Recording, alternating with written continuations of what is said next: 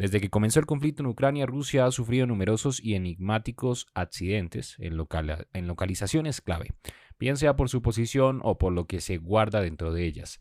Entre ellos, un incendio en un instituto de investigación aeroespacial, la quema de una fábrica de municiones y otros 2 incendios de 2 depósitos de petróleo. Hasta el momento nadie se ha atribuido la responsabilidad de los acontecimientos, pero algunos analistas citados por AFP señalan que Kyiv ejecutó los incendios en los 2 depósitos de petróleo en el que perdieron la vida 17 personas. Ucrania niega tener nada que ver con el accidente y el asesor principal del presidente Zelensky ya ha calificado el incendio como intervención divina. El karma es algo cruel, señaló en una publicación de Telegram, pero en una cuenta de Twitter que publica relatos detallados basados en grabaciones de las arremetidas que se producen en ambos bandos, ha confirmado que ha recibido información confiable de que drones ucranianos provocaron los incendios y, otro analista del conflicto aseguró que lo que ocurrió probablemente fue una arremetida ucraniana, pero no podemos estar seguros. Parte de la estrategia de Ucrania. Nada confirmaría los sabotajes ucranianos, excepto por el hecho de que muchos de los incendios parecían alcanzar objetivos estratégicos. Profesor de estudios estratégicos de la universidad, ciertamente parece ser parte de su estrategia. Este fue su comentario. ¿Qué opina de esta noticia? Nuevamente los invito a suscribirse y activar la campana de notificaciones. No olvide dejar un comentario en este video y un me gusta también para apoyarnos. Muchísimas gracias. Esto es Noticias al Día. Putin dijo una frase que de alguna manera, después de lo que hemos vivido en las semanas pasadas, es tranquilizadora, ya que él dijo que hay que hacer todo lo posible para impedir que se puedan volver a producir los horrores de una guerra mundial. Si en días pasados, y seguimos diciendo lo que es un riesgo de los que entraña este enfrentamiento actual, esta guerra en el interior de Ucrania, de alguna manera Putin en este discurso, en este mensaje a su país, intenta decir que no es ese su objetivo.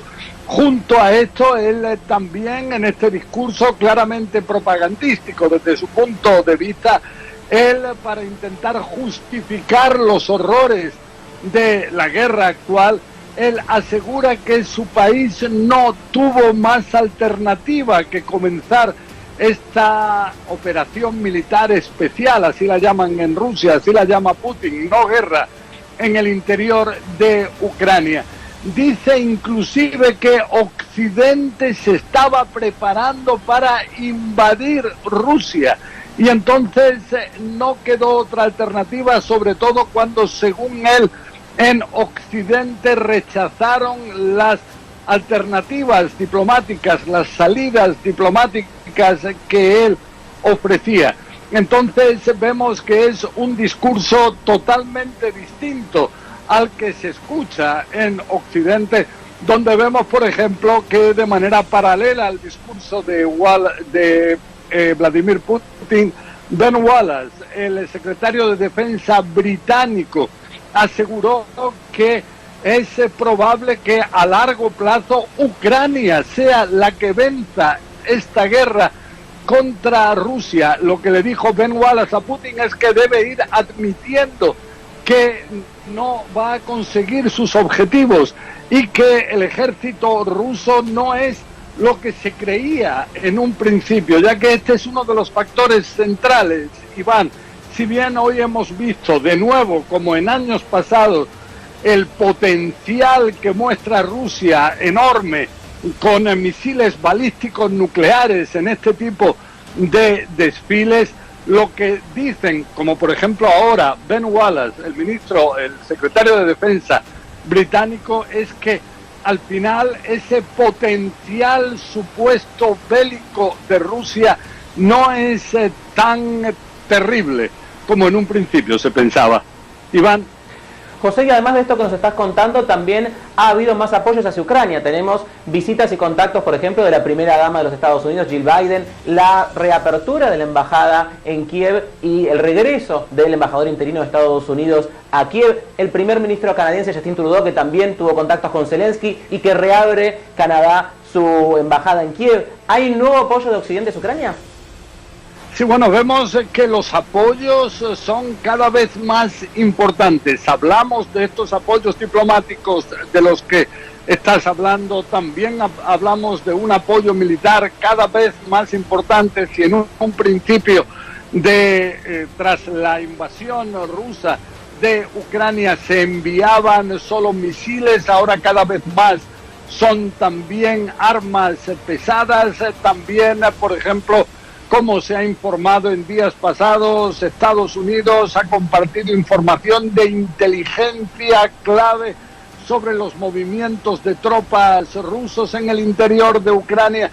Entonces, toda esa cooperación que tiene el límite de no llevar a un enfrentamiento militar directo entre Rusia y Estados Unidos, entre Rusia y la OTAN, pero sí que con toda esta ayuda está mejorando considerablemente la capacidad ucraniana de defenderse, aunque eso sí, siempre existe el temor que algún tipo de ayuda sea considerada inaceptable por Rusia y esto pueda desencadenar un conflicto mucho más importante.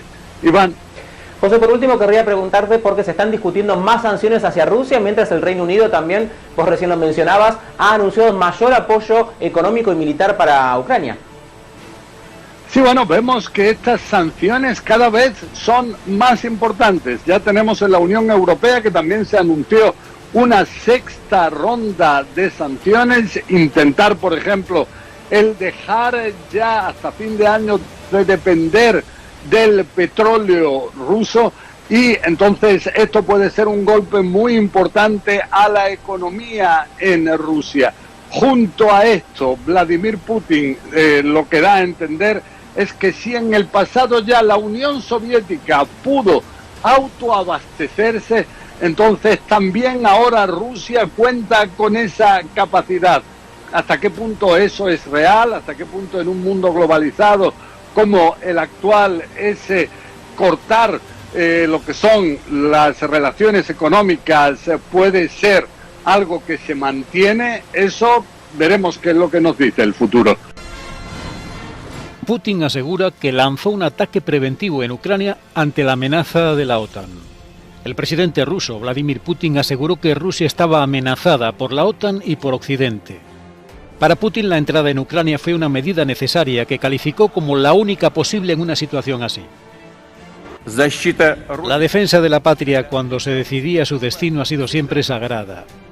Con tales sentimientos de genuino patriotismo, los milicianos que lucharon con Minin y Pozharsky se levantaron por la patria.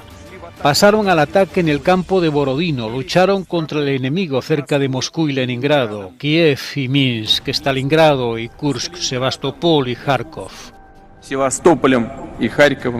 Así que ahora en estos días estáis luchando por nuestro pueblo en el Donbass, por la seguridad de nuestra madre patria, Rusia. Si no te quieres perder de los últimos acontecimientos que pasan en el mundo, suscríbete y activa la campana. Somos Noticias al Día.